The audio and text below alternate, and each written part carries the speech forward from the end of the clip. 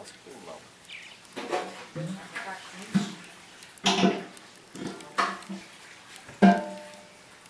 Posso ficar na sombra?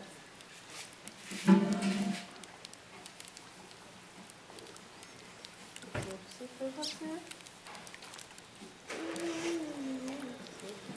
Vocês estão vindo da onde? Colina Verde? Garu. Garu. Garu sempre. Veio bastante gente aqui. Assim, mais final de semana, né? Mas a gente pode jogar a carninha, essa aqui. Pode fazer visita. Joga mais pra cá, Kaique. Joga aqui, ó. Não, não joga mais não. Não, joga não, senão depois ele pega. Aquilo ali é só pra fazer chama. Que molecada tem isso? Pai, eu que pedi. Pra jogar aqui perto pra me filmar. E um peixe?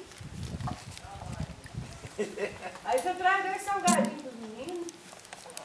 O peixe não vai pular e comer?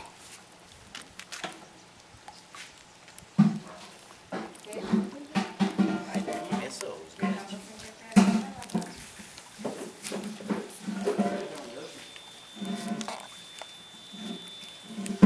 Tem filhote só, pai. Tem nenhum grande. Aí, peixe.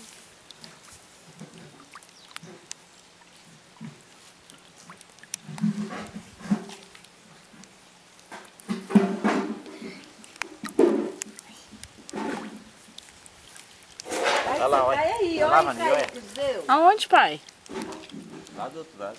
Os meninos vão cair aí. Vão mesmo, Vitor. Vai pra lá. Vê se não grande muito. Aí, Alisson. Daqui a pouco não pega mais nada. Não, só jogar pouco.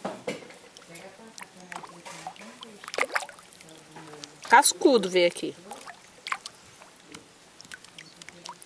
Estão comendo tudo? Tá. Tá nada. Kaique, chega pra cá. Mas eu vou tirar você daí. Olha lá, Léa, naquele pedacinho lá. Aqui eles estão, pai. Uma parte, umas 5 meninas. Quatro crianças atrás dele. Vai pra lá. Mas ele não vai pescar, hein? Pegaram? Pegar muito peixe pequeno assim, não. Ah, vocês dois me dão licença. Foram felizes demais.